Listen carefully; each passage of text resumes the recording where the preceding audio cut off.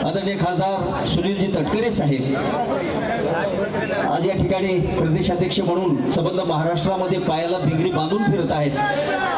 खासदार ज्यांच्या नेतृत्वाची चुणूक आणि 1 वर्ष नांदेडकर अनुभवत आहेत आणि उद्याच्या भवितव्याच्या कालावधी अंतर्गत मिळतात.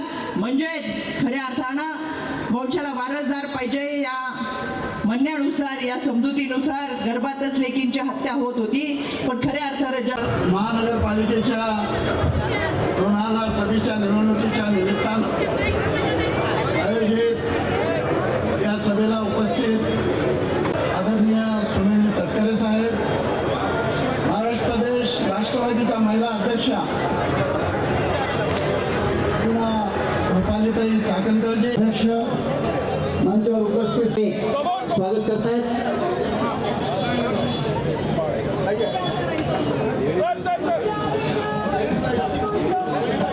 सर्व या सभेला प्रारंभ झालेला आहे. नांदेड दक्षिणचे माजी आमदार आदरणीय ओमप्रकाशजी पोकरणार साहेब यांना मी विनंती करतो, साहेब या ठिकाणी आपण आपलं मनोगत व्यक्त करा. तमाम पत्रकार बांधवांचं सुद्धा शब्द सुमनांनी हार्दिक स्वागत या ठिकाणी स्वागत होत आहे. नांदेड वाघाळा शहर महानगरपालिका निवडणुकीतील राष्ट्रवादी काँग्रेस पार्टीच्या उमेदवारांच्या प्रचारार्थ स्वागत होत आहे. आदरणीय मिनलताई खडगावकर, बंधू भगिनी आणि पत्रकार मित्रांनो, नांदेड महानगरपालिकेच्या निवडणुकीच्या निमित्तानं नांदेडच्या भूमीमध्ये प्रचाराच्या निमित्ताने येत असतानाच आम्हाला सर्वांनाच एक मेळावा आनंद त्या ठिकाणी होत असतो. गेल्या वर्षभरामध्ये आपले राष्ट्रीय अध्यक्ष अजितदादांच्या जेवढा दौरा नांदेड आणि नांदेडच्या परिसरामध्ये झाला तेवढा राज्यातला इतर कुठल्याही भागामध्ये झाला नाही. खडगावकर साहेबांनी, प्रतापरावांनी मगाशी सांगितल्याप्रमाणे या जिल्ह्यामध्ये ज्यावेळेला नगरपालिकेच्या निवडणुकीला आम्ही सामोरं गेलो त्यावेळेला सुद्धा मी असेल, रुपालीताई असतील, आमच्या साऱ्यांचे दौरे नांदेडच्या परिसरामध्ये झाले.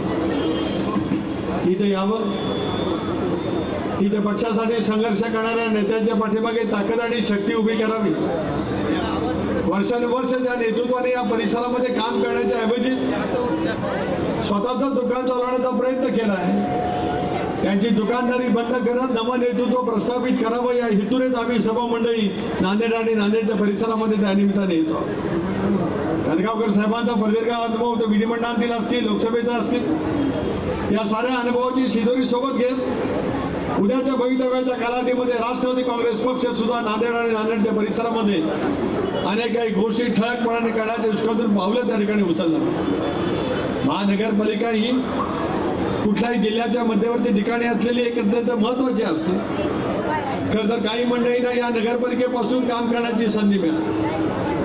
काही नेतृत्वांच्याकडे, काही मंडळींच्याकडे दीर्घकाळ शहरवासियांनी फार विश्वासाने सत्ता त्या कालावधीमध्ये सोपवली.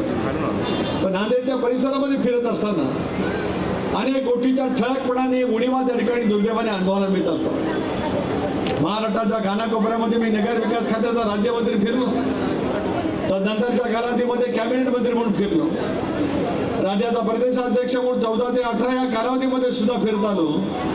आणि आता अनेक वेळेला राज्यभरामध्ये आणि देशभरामध्ये सुद्धा petroleum and natural gas standing कमिटीचा चेअरमन म्हणून देशाच्या कानाकोपऱ्यामध्ये मी त्या ठिकाणी फिरलो. मला अभिमान वाटतो की या राज्यामध्ये काही विकसित शहरं त्या ठिकाणी झाली.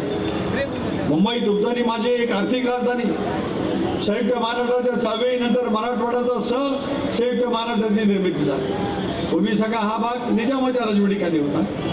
पण ज्यावेळेला द्रष्टे नेते स्वर्गीय चव्हाण साहेबांनी संयुक्त महाराष्ट्राची हाक दिली, मराठी भाषिकांचं राज्य असलं पाहिजे अशी माझी भूमिका त्या कालावधीमध्ये झाली, त्याच्यातून हा सगळा परिसर महाराष्ट्रामध्ये त्या ठिकाणी समावेश झाला. मुंबई ही देशाची आर्थिक राजधानी, जागतिक कीर्तीचं आंतरराष्ट्रीय स्थळ, तुमच्या माझ्या महाराष्ट्राची राजधानी, त्या राजधानीचा विकास होणं स्वाभाविक राहू शकतं. पण त्यानंतर या राज्यातल्या काही महत्त्वाच्या शहरामध्ये झालेला अनेक वर्षाचा विकास आम्ही या ठिकाणी मुख्यतः समजून घेणं अत्यंत आवश्यक आहे. पुणे असेल, पिंपरी चिंचवड असेल, राज्याची उपराजधानी दिलेला नागपूरचा परिसर असेल, नवी मुंबई असेल, या 4 शहरांचा ठळकपणाने अलीकडच्या कालावधीमध्ये झालेला विकास, पायाभूत सुविधांच्यासाठी लागणारा निधी प्रत्येक महानगरपालिकेला मिळत गेला, परंतु द्रष्ट नेतृत्व असावं लागतं. नेतृत्वाच्या मनामध्ये उद्याच्या भवितव्याची चाहूल असावी लागते. आपल्या शहराच्या पायाभूत सुविधेची निर्मिती करायची असेल तर त्याच्यामधून आपल्या शहराच्या गरजा सर्व धर्म समावता प्रत्येकाच्या नांदेडच्या परिसरामध्ये, बागाच्या परिसरामध्ये नेमक्या काय उभ्या केल्या पाहिजेत याचं नियोजन पद्धतीने काम करण्याची आवश्यकता असते. आज आम्ही अभिमानपूर्वक सांगू इच्छितो, मुंबई बरोबरच ज्याला नागपूर असेल, नागपूरचे उपराजधानी म्हणून आज त्या ठिकाणी देवेंद्रजी राज्याचे दीर्घकाळ मुख्यमंत्री म्हणून त्या ठिकाणी काम करत आहेत. त्या माध्यमातून त्यांनी नागपूरच्या परिसरात त्याने गडकरी साहेबांनी केलेला विकास असेल, पुण्याचे कारभारी बदला असेल, ज्या वेळेला हात द्यायला पुणेकरांच्याकडे दिली गेली त्याला काँग्रेस पक्षाच्या ताब्यामध्ये पुणे शहर होतं. पण अजितदादांच्या नेतृत्वाखाली राष्ट्रवादी काँग्रेस पक्षाने पुण्यनगरीमध्ये आपले विचार त्या ठिकाणी ठेवले आणि त्यामध्ये पुण्यनगरीतील नागरिकांनी अजितदादांच्या हातात सूत्र त्या ठिकाणी दिलं.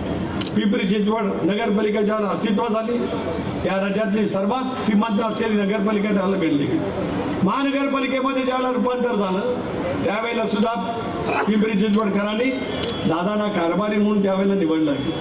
आज मला अभिमानपूर्वक या ठिकाणी सांगायचं आहे, नागपूरच्या बरोबरीने आज पुणे असेल, पिंपरी चिंचवड असेल, या शहराचा कालबद्ध प्रचंड प्रमाणाच्या पायाभूत सुविधा निर्माण करत झालेला विकास आपण त्या ठिकाणी अनुभवू शकतो.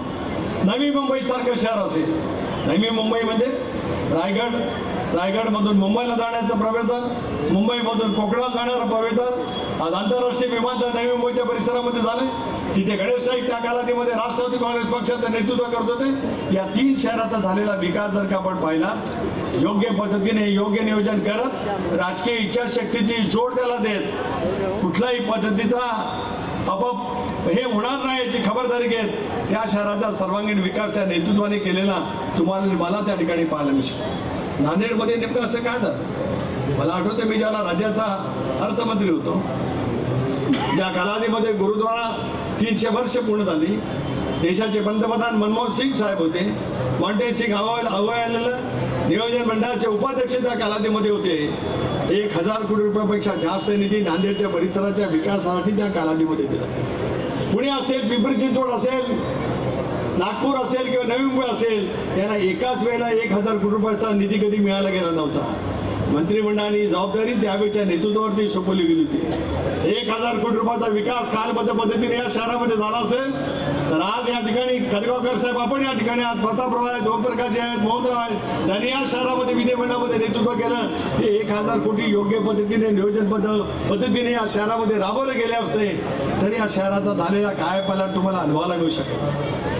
शैक्षणिक त्यांनी राज्याचं नेतृत्व केलं, पाटबंधारे खात्याचं त्यांनी मंत्रिपद भूषवलं. त्यांच्या हातामध्ये ज्यावेळेला सत्ता होती त्यावेळेला राज्याच्या कानाकोपऱ्यामध्ये विकास येण्याची कामगिरी त्यांनी त्या कालावधीमध्ये निश्चितपणे घेतली. पण त्यांनी केली म्हणजे आम्हाला करता येईल असं आभास निर्माण करत काही मंडळींनी या शहराचा एक तऱ्हेचा विकास करण्याच्या ऐवजी स्वतःच्या विकासावरती नेमका का भर ठेवला हे माझ्यासारख्या कार्यकर्त्याला आजवर त्या ठिकाणी कळू शकतो. म्हणूनच उद्याच्या भवितव्याच्या कालावधीमध्ये नांदेडचा चेहरा मोहरा आम्हाला बदलायचा. सर्व धर्मीय नागरिक या शहरामध्ये राहतात, बहुभाषिक नागरिक या शहरामध्ये राहतात. एक आंतरराष्ट्रीय स्तरावरचं श्रद्धेचं ठिकाण असलेला हा सगळा परिसर आहे. देशाच्या कानाकोपऱ्यातून जगभरातून वेगवेगळे भाविक पर्यटक या सगळ्या परिसरामध्ये येतात. अशा वेळेला या शहराचा चेहरा मोहरा बदलण्याच्या दृष्टीतून विचारपूर्वक दृष्टी असलेल्या नेतृत्वाची आवश्यकता त्या ठिकाणी आहे. होय, आज आम्हाला अभिमान वाटतोय राष्ट्रवादी काँग्रेस पक्ष राज्यामध्ये अजितदादांच्या नेतृत्वाखाली या निवडणुकीला सामोरं जात आहे. मागच्या नगरपालिकेच्या निवडणुकीला आम्ही सामोरं गेलो, अनेकांनी भागीदारी केली. राष्ट्रवादी काँग्रेस पक्षाचं अस्तित्व राज्यामध्ये दिसणार नाही, मला अभिमान वाटतोय. अजितदादांच्या नेतृत्वाखाली राज्यामध्ये राष्ट्रवादी काँग्रेस पक्षाचे 40 नगराध्यक्ष आले, पण मला नांदेडकरांचे विशेष अभिमान या ठिकाणी उल्लेख करायचा वाटतोय. त्यांचे विशेष अभिनंदन या ठिकाणी करायचं वाटतंय की नांदेडमध्ये सुद्धा 71 जागा नगरसेवकांच्या निवडत 3 नगराध्यक्षांचा स्पष्टपणाचा गौरव नांदेडकरांनी राष्ट्रवादी काँग्रेस पक्षाच्या पाठीमागे दिला. देगलूरचा उल्लेख आपण या ठिकाणी केला. लोहाच्या परिसरामध्ये आम्ही सगळेजण गेलो होतो. ज्या ज्या ठिकाणी गेलो जनतेच्या मनातला उत्साह पाहिला, त्यांच्या मनामध्ये असलेल्या भावना, त्यांच्या मनातली स्पंदन